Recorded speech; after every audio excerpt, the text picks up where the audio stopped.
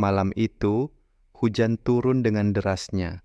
Di sebuah rumah mewah yang berdiri megah di kawasan elit Jakarta Selatan, terdengar tangisan yang memilukan.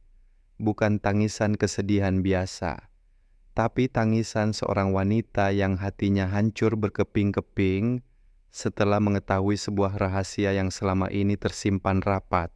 Namanya Sari, wanita berusia 35 tahun dengan wajah yang dulunya selalu memancarkan kebahagiaan. Tapi malam ini wajahnya pucat pasi. Tangannya gemetar memegang sebuah amplop coklat tua. Amplop yang baru saja diberikan oleh notaris keluarga mereka. Amplop yang berisi wasiat terakhir dari mendiang mertuanya, Ibu Ratna, yang baru saja meninggal 3 hari yang lalu. Di dalam amplop itu, bukan hanya pembagian harta warisan, tapi sebuah surat tulisan tangan yang mengungkapkan rahasia kelam yang selama 25 tahun disembunyikan rapat-rapat. Rahasia yang akan menghancurkan segalanya. Rahasia yang akan membuat Sari mempertanyakan seluruh hidupnya selama ini. Dan malam ini, semuanya dimulai. Kisah tentang pengkhianatan, kebohongan, dan dendam yang terpendam bertahun-tahun akhirnya terbuka. Kisah yang akan membuat kita semua bertanya, sampai di mana batas cinta dan kebencian dalam sebuah keluarga? Untuk memahami semua ini, kita harus kembali ke masa lalu, ke tahun 2000, ketika Sari masih seorang gadis muda, berusia 10 tahun. Saat itu, dia tinggal di sebuah rumah sederhana di pinggiran Jakarta bersama ibunya, Bu Lastri, seorang pembantu rumah tangga yang bekerja keras untuk menghidupi anak sematawayangnya. Bu Lastri bekerja di rumah keluarga Atmaja, keluarga yang sangat kaya raya. Pak Darman Atmaja adalah seorang pengusaha sukses yang memiliki beberapa perusahaan properti. Istrinya, Ibu Ratna, adalah wanita yang cantik, anggun, tapi dingin, sangat dingin, terutama kepada Bu Lastri dan Sari kecil. Keluarga Atmaja memiliki seorang anak laki-laki, namanya Rendra. Usianya sama dengan Sari, 10 tahun. Rendra adalah anak yang tampan, cerdas, dan sangat disayangi oleh kedua orang tuanya. Semua yang dia inginkan selalu terpenuhi. Mainan termahal, sekolah terbaik, liburan ke luar negeri. Sementara Sari hanya bisa melihat dari jauh, melihat kehidupan yang tak pernah bisa dia sentuh. Tapi ada satu hal yang membuat masa kecil Sari sedikit lebih berwarna. Pak Darman, pria yang baik hati itu, selalu memperlakukan Sari dengan lembut. Dia sering memberikan buku-buku bekas Rendra kepada Sari. Bahkan kadang, diam-diam, Pak Darman memberikan uang saku kepada Bu Lastri agar Sari bisa sekolah dengan lebih layak. Ibu Ratna tidak pernah suka dengan kedekatan itu. Berkali-kali dia memarahi Bu Lastri, menuduhnya mencoba memanfaatkan kebaikan suaminya. Tapi Pak Darman selalu membela, dan hal itu membuat Ibu Ratna semakin benci. Kebencian yang disimpan dalam-dalam, kebencian yang suatu hari nanti akan meledak. Waktu terus berjalan, Sari tumbuh menjadi gadis yang cantik dan mandiri. Meskipun hidup dalam keterbatasan, dia berhasil menyelesaikan kuliahnya dengan beasiswa. Dia bekerja keras, sangat keras, untuk bisa membahagiakan ibunya yang sudah tua dan sakit-sakitan. Sementara itu, Rendra tumbuh menjadi pemuda yang sukses. Dia mengambil alih bisnis ayahnya setelah Pak Darman meninggal karena serangan jantung 5 tahun sebelumnya. Rendra menjadi direktur utama Atmaja Group, tampan, kaya, dan banyak wanita yang mengejarnya. Takdir mempertemukan mereka kembali. Di sebuah acara amal, Rendra bertemu dengan Sari yang bekerja sebagai volunteer. Rendra tidak langsung mengenalinya. Sudah 15 tahun berlalu. Gadis kecil yang dulu sering dia lihat di rumahnya, kini telah berubah menjadi wanita yang anggun. Mereka mulai saling mengenal. Rendra terpikat dengan kesederhanaan dan ketulusan Sari. Berbeda dengan wanita-wanita yang selama ini dia kenal, yang hanya mengincar hartanya. Sari adalah sosok yang berbeda. Dia mandiri, tidak manja, dan memiliki hati yang baik. Cinta pun bersemi. Rendra sering mengajak Sari bertemu. Mereka makan malam bersama, menonton film, jalan-jalan di taman. Rendra merasakan kebahagiaan yang tak pernah dia rasakan sebelumnya. Dan Sari, gadis sederhana yang tak pernah bermimpi bisa dekat dengan lelaki seperti Rendra, mulai membuka hatinya. Tapi ada satu masalah besar, Ibu Ratna. Ketika Rendra akhirnya memberanikan diri membawa Sari ke rumah dan memperkenalkannya sebagai calon istrinya, Ibu Ratna nyaris pingsan. Wajahnya memucat, tangannya gemetar, matanya menatap Sari dengan tatapan yang sulit diartikan. Campuran antara terkejut, marah, dan takut. Ibu Ratna langsung menolak keras. Dia melarang Rendra menikahi Sari dengan berbagai alasan. Sari bukan dari kalangan mereka. Sari hanya anak pembantu. Sari pasti hanya mengincar harta mereka. Semua kata-kata kasar itu dilontarkan Ibu Ratna dengan kejam. Rendra marah besar. Untuk pertama kalinya, dia melawan ibunya. Dia bilang, dia akan menikahi Sari, suka atau tidak suka. Karena Sari adalah wanita yang dia cintai, wanita yang membuatnya merasakan cinta sejati. Pertengkaran besar terjadi. Ibu Ratna menangis histeris. Dia bahkan mengancam akan bunuh diri jika Rendra jadi menikahi Sari. Tapi Rendra sudah bulat tekadnya. Dia memilih Sari, dia memilih cinta, mereka menikah dengan sederhana, tanpa restu Ibu Ratna, hanya dihadiri oleh teman-teman dekat dan Bu Lastri yang sudah sangat tua dan lemah. Bu Lastri menangis bahagia di pelaminan anaknya. Akhirnya, putrinya yang selama ini hidup susah, menikah dengan lelaki baik yang mencintainya. Setelah menikah, Sari dan Rendra tinggal di rumah mewah keluarga Atmaja.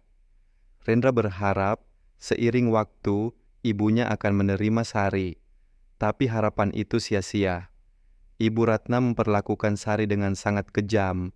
Setiap hari, dia menghina Sari, menyebut Sari sebagai anak pembantu yang naik kelas, membuatnya melakukan pekerjaan-pekerjaan rumah tangga yang berat, seolah Sari masih pembantu, bukan menantu. Bahkan di depan tamu-tamu, Ibu Ratna sering mempermalukan Sari dengan berbagai cara. Sari mencoba bertahan. Dia tidak mau membuat Rendra sedih. Dia tahu Rendra sudah berani melawan ibunya demi dirinya. Jadi Sari menelan semua perlakuan itu dalam diam. Dia menangis sendirian di kamar ketika Rendra pergi bekerja. Dia berdoa agar suatu hari nanti Ibu Ratna bisa menerimanya. Bu Lastri, ibu kandung Sari, semakin sakit. 3 tahun setelah pernikahan Sari, Bu Lastri meninggal dunia. Sari hancur. Wanita yang selama ini menjadi satu-satunya tempat dia bersandar, kini telah pergi, meninggalkannya sendirian di dunia yang keras ini.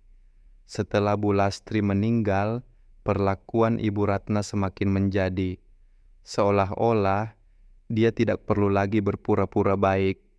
Bahkan ketika Sari hamil anak pertamanya, Ibu Ratna tidak menunjukkan kebahagiaan sedikit pun. Sebaliknya, dia semakin dingin. Tapi Sari bertahan.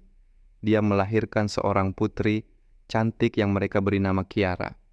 Rendra sangat bahagia. Dia menjadi ayah yang sangat penyayang.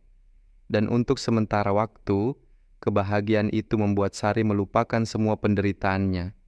2 tahun kemudian, Sari hamil lagi. Kali ini, seorang anak laki-laki. Mereka memberi nama Aditya.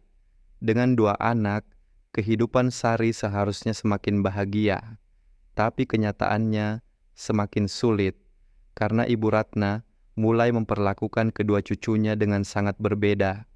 Ibu Ratna mencintai Aditya dengan sangat berlebihan, tapi kepada Kiara, dia dingin. bahkan sering memarahi Kiara tanpa alasan. Sari tidak mengerti kenapa Ibu Ratna membenci putrinya. Apa salah Kiara? Kiara masih anak kecil yang polos. Rendra mencoba menengahi, tapi setiap kali dia konfrontasi ibunya, Ibu Ratna selalu mengelak. Dia bilang, dia hanya lebih dekat dengan Aditya, karena Aditya adalah cucu laki-laki satu-satunya, pewaris keluarga Atmaja. Tapi dalam hati Sari, dia tahu ada sesuatu yang lain, sesuatu yang kelam, sesuatu yang disembunyikan. Bertahun-tahun berlalu, Kiara dan Aditya tumbuh menjadi remaja. Kiara adalah gadis yang cantik, cerdas, dan penyayang. Tapi dia selalu merasa ada yang aneh dengan neneknya. Kenapa neneknya selalu lebih sayang kepada Aditya? Kenapa setiap kali dia mencoba dekat dengan neneknya, selalu ditolak? Sementara Aditya, meskipun dia disayang berlebihan oleh neneknya, dia tidak menjadi anak yang manja. Dia anak yang baik, yang sayang kepada kakaknya dan kedua orang tuanya. Tapi ada satu hal yang mulai dia sadari, ada rahasia besar dalam keluarga ini. Rahasia yang membuat neneknya sering menangis sendirian di malam hari. Hingga suatu hari, Ibu Ratna jatuh sakit keras. Dokter mengatakan, waktunya tidak lama lagi. Kanker stadium 4 sudah menyebar ke seluruh tubuhnya. Ibu Ratna terbaring lemah di rumah sakit. Sari, meskipun selama ini diperlakukan dengan kejam, tetap setia merawat mertuanya. Dia datang setiap hari ke rumah sakit, menyuapi, membersihkan, dan menemani Ibu Ratna. Karena begitulah Sari. Dia wanita yang baik hati, meskipun dunia memperlakukannya dengan kejam. Di hari-hari terakhirnya, Ibu Ratna sering menatap Sari dengan tatapan yang aneh. Ada penyesalan di matanya, ada air mata yang mengalir, tapi dia tidak pernah mengatakan apa-apa. Bibirnya terkunci rapat, hingga akhirnya di malam yang sunyi, Ibu Ratna memanggil notaris keluarga mereka. Dia minta dibuatkan wasiat. Wasiat terakhir yang harus dibacakan setelah dia meninggal. Dan wasiat itu hanya boleh dibuka di hadapan Sari. Hanya Sari, bukan Rendra, bukan Kiara atau Aditya, hanya Sari. 3 hari kemudian, Ibu Ratna menghembuskan napas terakhirnya. Rendra menangis kehilangan ibunya. Meskipun dia tahu ibunya kejam kepada istrinya, tetap saja itu ibunya, wanita yang melahirkan dan membesarkannya. Setelah pemakaman, notaris datang ke rumah. Dia membawa amplop coklat tua. Dia menyerahkannya kepada Sari, tepat seperti perintah Ibu Ratna. Sari membuka amplop itu dengan tangan gemetar. Di dalam amplop itu ada surat panjang tulisan tangan Ibu Ratna. Dan ketika Sari membaca surat itu, dunianya runtuh, kakinya lemas, tubuhnya gemetar hebat, air matanya mengalir deras. Karena di dalam surat itu tertulis rahasia yang mengubah segalanya. Dalam surat itu, Ibu Ratna menulis dengan sangat panjang. Dia mengungkapkan semuanya, semua rahasia yang selama ini dia pendam. Ternyata 25 tahun yang lalu, ketika Bulastri hamil dengan Sari, ada rahasia besar yang terjadi. Pak Darman, suami Ibu Ratna, ternyata memiliki hubungan gelap dengan Bulastri. Hubungan yang menghasilkan kehamilan. Ya, Sari adalah anak kandung Pak Darman. Ibu Ratna tahu tentang itu. Dia sangat marah, hancur, tapi dia memilih diam. Karena dia tidak mau skandal itu merusak nama baik keluarga Atmaja. Jadi dia membiarkan Bulastri tetap bekerja di rumah mereka dengan satu syarat. Bulastri tidak boleh mengungkapkan siapa ayah kandung Sari. Tapi rahasia itu bukan hanya itu. Yang lebih mengejutkan adalah ketika Ibu Ratna melahirkan Rendra dan Bulastri melahirkan Sari di rumah sakit yang sama, pada hari yang sama, Ibu Ratna melakukan sesuatu yang sangat keji. Dalam kondisi pasca, melahirkan yang membuat Bulastri lemah dan tidak sadar penuh, Ibu Ratna menukar bayinya. Ya, Ibu Ratna menukar bayinya dengan bayi Bulastri. Rendra yang sekarang sebenarnya adalah anak kandung Bulastri dan Pak Darman. Dan Sari yang sekarang sebenarnya adalah anak kandung Ibu Ratna dan Pak Darman. Tapi ada satu lagi kebenaran yang membuat semuanya semakin rumit. Karena ternyata Bulastri dan Pak Darman tidak pernah benar-benar memiliki hubungan. Yang sebenarnya terjadi adalah Pak Darman dan Bulastri diam-diam adalah saudara sepupu. Mereka dekat sejak kecil. Tapi ketika Pak Darman menikahi Ibu Ratna karena perjodohan, hubungan mereka menjadi renggang.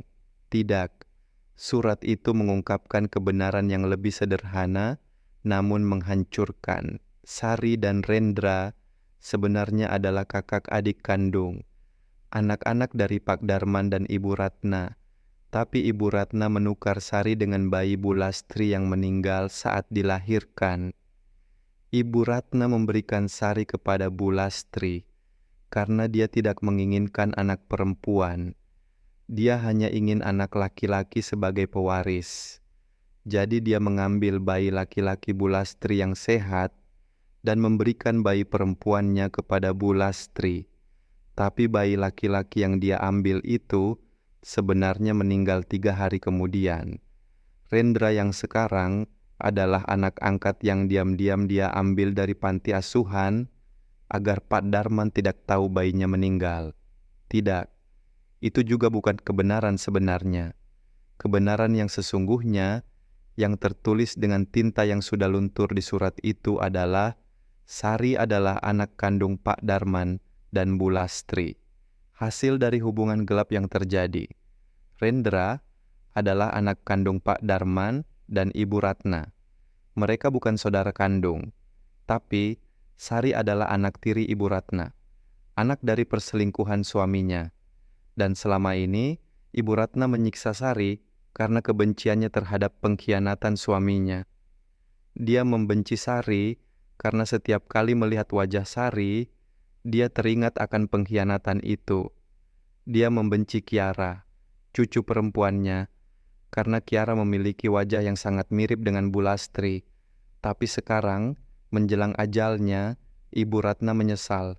Dia menyesal telah menyiksa anak yang tidak bersalah. Sari tidak bersalah atas dosa ayahnya. Kiara tidak bersalah atas dosa kakeknya. Di akhir surat, Ibu Ratna meminta maaf. Dia meminta maaf sebesar-besarnya kepada Sari. Dia tahu permintaan maafnya tidak akan cukup, tapi itu satu-satunya yang bisa dia lakukan sekarang. Dan sebagai bentuk penyesalannya, Ibu Ratna memberikan seluruh harta warisannya, termasuk saham perusahaan Atmaja Group, kepada Sari, bukan kepada Rendra. Karena menurutnya, Sari berhak atas itu semua. Sari adalah anak Pak Darman juga. Sari seharusnya mendapatkan haknya sejak dulu. Sari tidak berhenti menangis setelah membaca surat itu. Dia tidak tahu harus merasakan apa. Marah, sedih, lega, bingung, semuanya bercampur aduk. Dia adalah anak hasil perselingkuhan. Sepanjang hidupnya, dia sudah berjuang keras untuk membuktikan bahwa dia bukan wanita yang mengincar harta. Dia mencintai Rendra dengan tulus. Tapi sekarang, ketika kebenaran terungkap, semuanya terasa sia-sia. Rendra bukan saudara kandungnya. Itu benar. Tapi tetap saja, kenyataan bahwa dia adalah anak dari perselingkuhan ayah Rendra dengan ibunya membuat semuanya terasa salah, kotor, menyakitkan. Ketika Rendra pulang malam itu, dia menemukan Sari menangis di ruang tamu. Dia langsung berlari menghampiri istrinya. "Sayang, kenapa? Ada apa?" Sari tidak bisa menjawab. Dia hanya menyerahkan surat itu kepada Rendra. Dengan tangan gemetar, Rendra membaca surat itu. Wajahnya berubah pucat, matanya membesar, tangannya gemetar. Dia terduduk lemas, tidak percaya dengan apa yang dia baca.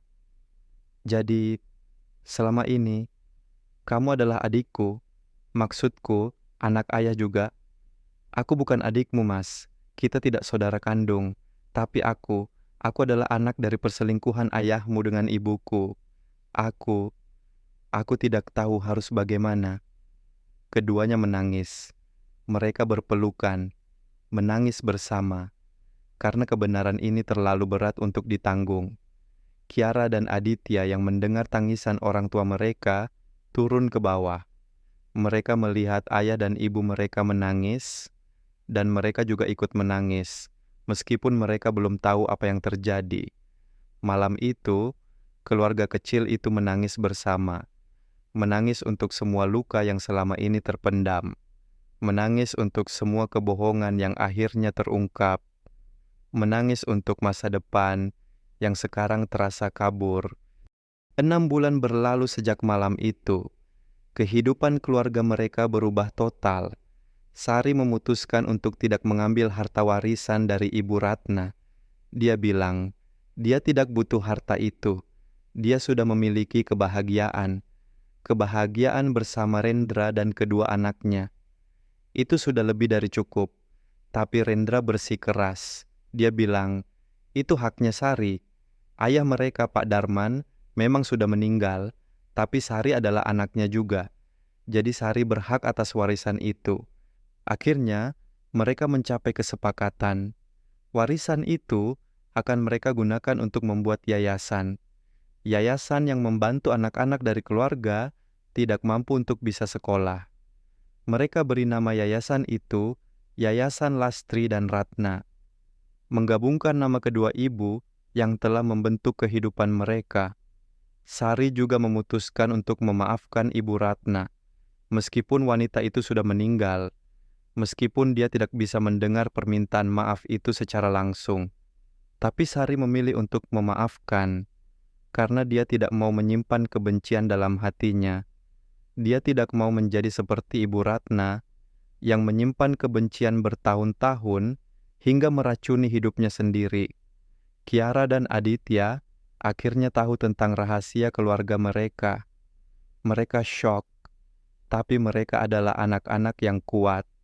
Mereka tetap menyayangi kedua orang tua mereka, karena bagi mereka tidak ada yang berubah. Ayah dan ibu mereka tetaplah orang tua terbaik di dunia. Rendra dan Sari memutuskan untuk tetap bersama, karena cinta mereka sudah terlalu dalam, sudah melewati terlalu banyak badai. Mereka tidak akan menyerah hanya karena masa lalu yang kelam. Mereka akan terus berjuang, berjuang untuk keluarga mereka, berjuang untuk cinta mereka. Dan malam ini, ketika hujan kembali turun, Sari berdiri di balkon rumahnya. Dia menatap langit yang gelap. Air mata mengalir di pipinya. Tapi kali ini, bukan air mata kesedihan. Itu adalah air mata penerimaan. Air mata untuk semua luka yang perlahan mulai sembuh.